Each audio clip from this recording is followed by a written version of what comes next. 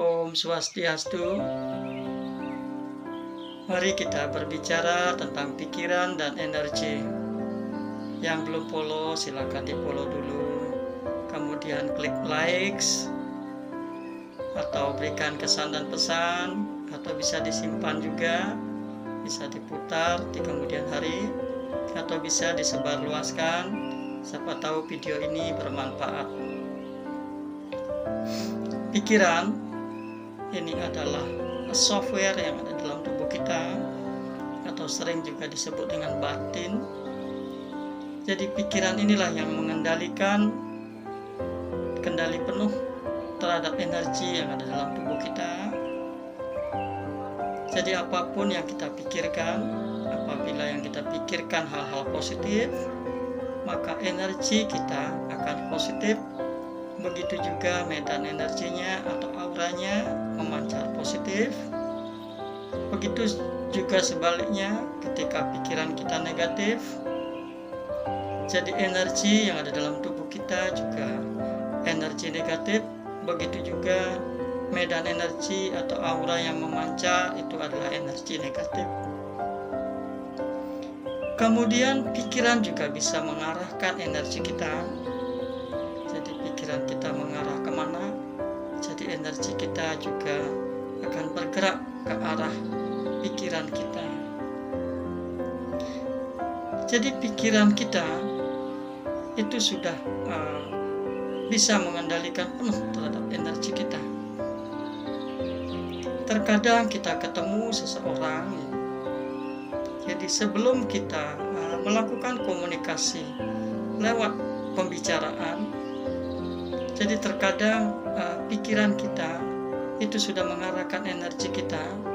Jadi sehingga energi kita bisa melakukan komunikasi terlebih dahulu terhadap orang yang ada di hadapan kita. Jadi sehingga terkadang pikiran kita merasa nyaman walaupun kita belum melakukan komunikasi dengan cara berbicara. Tapi begitu juga sebaliknya, kadang merasa tidak nyaman. Jadi artinya energi kita sudah berkomunikasi walaupun kita belum melakukan komunikasi melalui komunikasi berbicara. Jadi pikiran ini itu bisa memberikan arahan kepada energi. Begitu juga sebaliknya, hasil daripada energi itu juga bisa mempengaruhi pikiran kita. Jadi kalau energi menyatakan bahwa tidak berkolaborasi dengan energi orang lain, jadi tidak selaras, jadi energi akan menyampaikan ke pikiran kita juga tidak selaras, sehingga muncul pikiran atau rasa tidak nyaman ketika kita berhadapan dengan seseorang. Jadi begitu juga dengan alam semesta ya. Jadi ketika kita berada di suatu daerah, jadi kadang energi kita berkolaborasi dengan energi alam semesta ya. Jadi kadang menghasilkan sesuatu, kemudian pikiran kita merasa nyaman di tempat tersebut. Begitu juga kadang sebaliknya. Jadi begitulah kekuatan energi. Jadi bisa mempengaruhi pikiran. Begitu juga sebaliknya, pikiran bisa mengarahkan energi. Jadi pada intinya di sini, jadi berhati-hatilah kita menggunakan pikiran kita.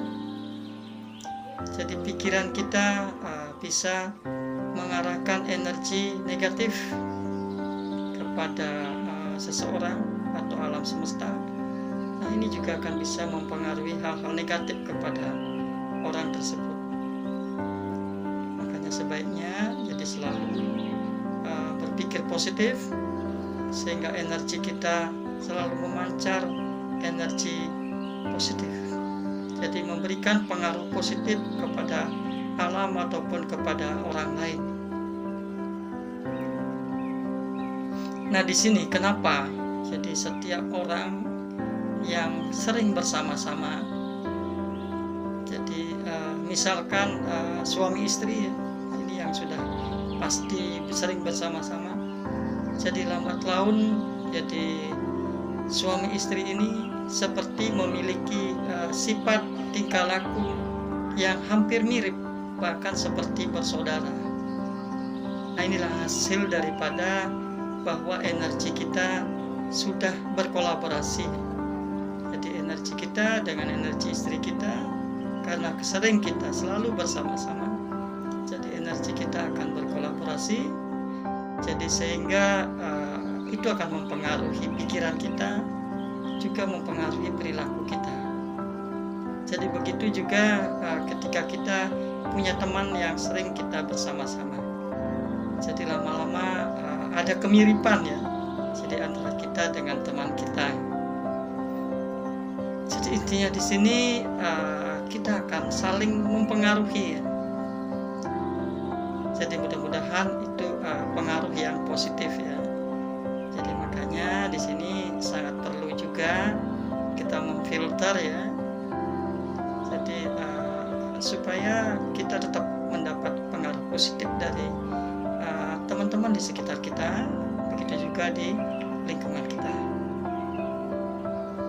Oke, mungkin itu yang bisa saya bagikan tentang pikiran dan energi, di mana pikiran bisa mengarahkan energi, begitu juga energi bisa mempengaruhi pikiran. Oke, sukses.